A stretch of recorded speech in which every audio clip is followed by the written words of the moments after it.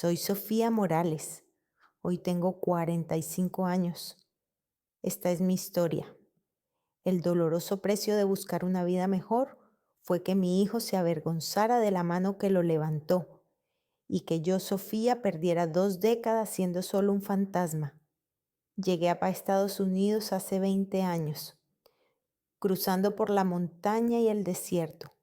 La razón, como la de muchos, era el miedo. Miedo a la violencia que consumía mi pueblo en Centroamérica y miedo a que mi hijo, que era un bebé en ese entonces, no tuviera futuro. Mi vida se instaló en el sur de California. Mi primer trabajo fue limpiando platos en la cocina de un restaurante. El calor, el vapor y las horas largas eran agotadores, pero el cheque era mi combustible. Al principio, la invisibilidad era una protección. Trabajábamos, nos callábamos y nos movíamos en las sombras, pero poco a poco esa invisibilidad se convirtió en un muro de cristal. El primer golpe emocional lo recibí después de 5 años de trabajo silencioso. Yo caminaba por la calle, exhausta, volviendo del turno de noche en el restaurante. Un coche pasó y se detuvo en el semáforo. 2 hombres de traje estaban adentro. Uno de ellos me miró, vio mis manos ásperas, mi ropa de trabajo manchada de grasa y sin conocerme me gritó una sola palabra. El semáforo cambió y el coche se fue. Yo me quedé paralizada en la acera. Sentí que toda mi lucha, cada lágrima, cada hora extra se resumía en ese insulto. No me llamó mugrosa, no me llamó pobre, me llamó ilegal, me llamó lo que el sistema me había obligado a hacer. La palabra no solo era un insulto, era una condena. Me hizo sentir que no era una persona con un sueño, sino una falla en el sistema, un error que debía ser corregido. Ese estigma me hizo tomar una decisión dolorosa. Mi hijo no debía saber la verdad. Cuando mi hijo Daniel entró a la escuela, yo vivía aterrorizada de que alguien usara esa palabra frente a él. Nunca fui a las reuniones de padres por miedo a que una simple pregunta sobre mi empleo revelara mi situación. Una vez Daniel me pidió ir a un parque temático de vacaciones, algo que yo no podía pagar ni por el tiempo ni por el dinero. Me sentí la peor madre del mundo. Daniel dijo: mamá, ¿por qué no podemos ir? Los papás de mis amigos los llevan. Yo respondí: mi amor, mi trabajo es muy importante ahora. No tengo tiempo libre, le mentí, apretando los labios. La verdad era que mi trabajo importante era sinónimo de sin seguro social, sin vacaciones pagadas y sin el derecho a la vida normal que mis vecinos disfrutaban. Yo era una esclava de esa palabra. La carga de ser llamada ilegal no solo era externa, era una voz constante dentro de mi cabeza que me recordaba que yo era una intrusa y que mi presencia aquí era un acto de valentía y al mismo tiempo de culpa. A los 10 años de estar en Estados Unidos ya no trabajaba en cocinas, había logrado progresar limpiando casas privadas para familias de clase alta en una zona de Los Ángeles. Era mejor pagado, pero más solitario y paradójicamente más riesgoso. Una tarde, en una casa que limpiaba en Beverly Hills, me encontré con la peor sorpresa. Al llegar, el piso estaba abierto y revuelto.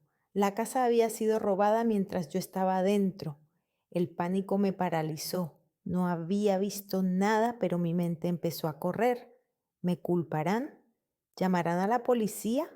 El dueño de la casa, un hombre de negocios, llegó y vio el caos. Su primera reacción no fue llamar a la policía para reportar el robo, sino mirarme con profunda desconfianza. El dueño dijo: ¿usted estaba aquí sola, Sofía? Yo respondí: sí, señor, acabo de llegar. Yo no vi nada. Él dudó mirándome de arriba abajo. Yo sabía lo que estaba pensando. ¿Una inmigrante indocumentada que entra sin control a una casa de ricos? Es la primera sospechosa.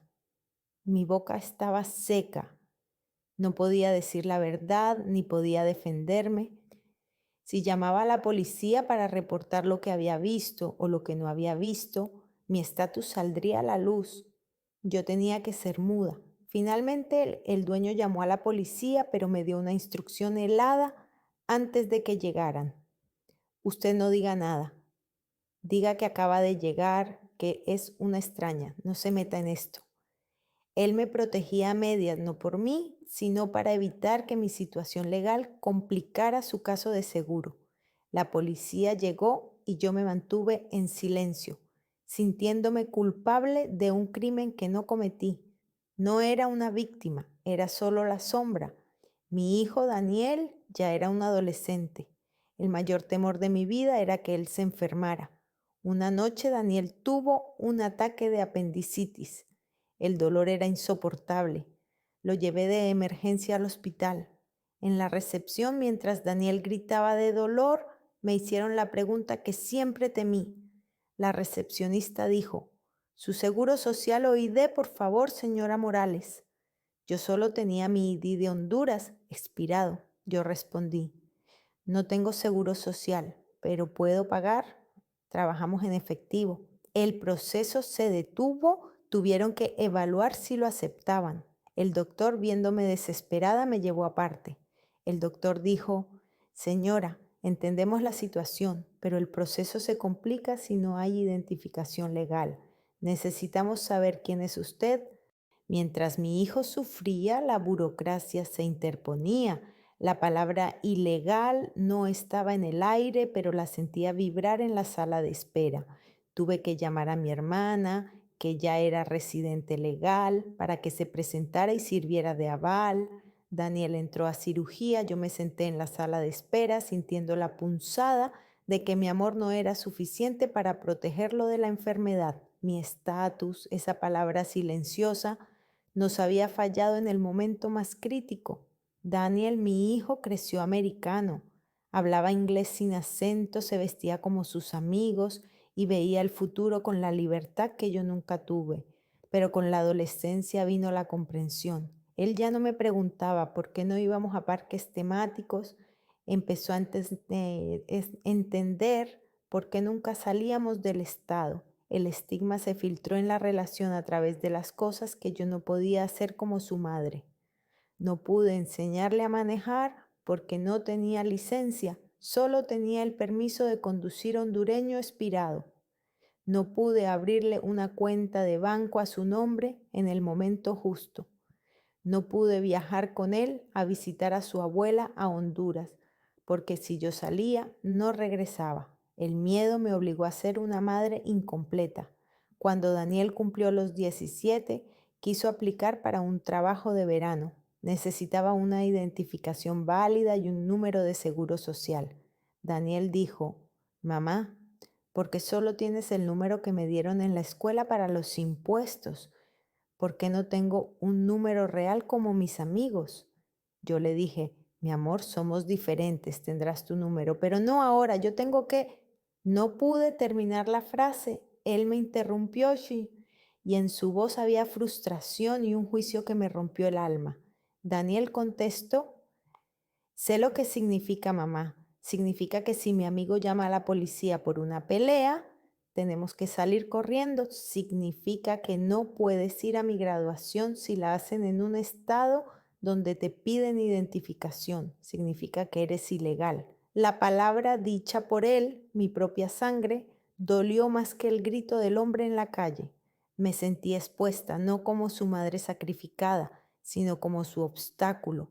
El dolor más profundo llegó con su graduación de la preparatoria.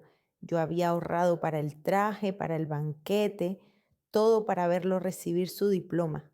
En la fiesta de graduación, Daniel estaba radiante. Se presentó a sus amigos y a las madres de sus amigos. Cuando llegó mi turno, él me presentó con una distancia formal, casi incómoda. Luego su novia me preguntó con total inocencia: «¿Y a qué te dedicas, señora Morales?». Antes de que yo pudiera contestar la palabra limpieza, Daniel se adelantó, me tomó del brazo y cambió de tema bruscamente. «Mamá, ven, vamos a ver el pastel». Él me estaba protegiendo, sí, pero no me estaba protegiendo del mundo, me estaba protegiendo de la verdad que yo representaba ante su nuevo mundo de éxito americano. Él se avergonzaba de la mano que lo había levantado. Me sentí reducida a un secreto humillante. Me fui temprano de la fiesta. Lloré todo el camino a casa, no por el delantal manchado, sino por la distancia que esa palabra, ilegal, había creado entre mi hijo y yo. Yo le había dado la libertad, pero la libertad lo había llevado lejos de mí. El tiempo pasó, Daniel se fue a la universidad orgulloso y libre. Yo seguía limpiando. A mis 42 años, la esperanza apareció de una manera inesperada, gracias a una pequeña ventana legal que se abrió temporalmente para ciertos inmigrantes de larga data que podían probar arraigo extremo y una vida intachable. Necesité un abogado que me costó mis ahorros de 2 años.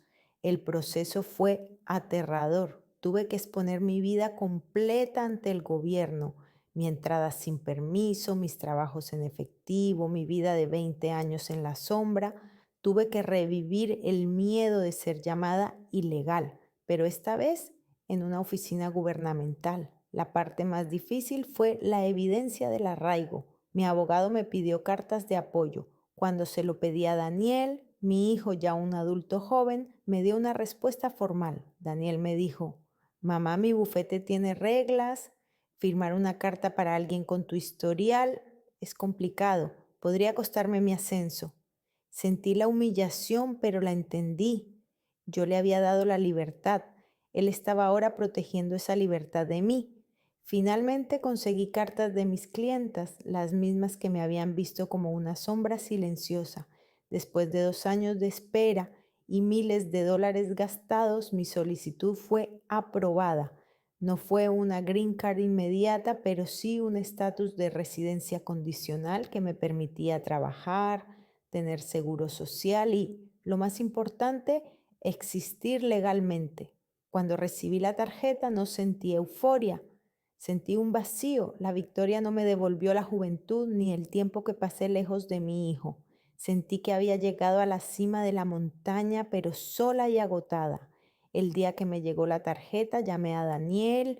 Yo dije: mi hijo, tengo mis papeles, soy legal. Daniel respondió con tono alegre: mamá, eso es increíble, felicidades, ahora podemos hacer muchas cosas. Él celebró la libertad que yo ahora podía disfrutar, pero nunca reconoció el sacrificio que implicó cargar con el estigma de ilegal por 20 años. Hoy, a mis 45 años, ya no tengo miedo de la policía ni del hospital. Tengo un seguro médico y un pequeño negocio de limpieza registrado a mi nombre. Daniel me visita en las fiestas y nuestra relación es respetuosa, pero la distancia emocional persiste. Entendí que el dolor más grande de la migración ilegal no es el cruce ni el trabajo físico, es la palabra que te quitan y la palabra que te ponen. Te quitan la palabra madre y en todos sus actos de apoyo social y te ponen la palabra ilegal como un manto de vergüenza que te obliga a ser una sombra. Yo quería que mi hijo fuera libre, lo logré, pero esa libertad vino con un precio que yo pagué sola, cargando con el estigma hasta que ese dolor se volvió una parte de mi propia identidad. La legalidad me dio derechos, pero no me quitó el recuerdo de la humillación. Esta es mi historia. El doloroso precio de buscar una vida mejor fue que mi hijo se avergonzara de la mano que lo levantó y que yo, Sofía, perdiera 2 décadas siendo solo un fantasma.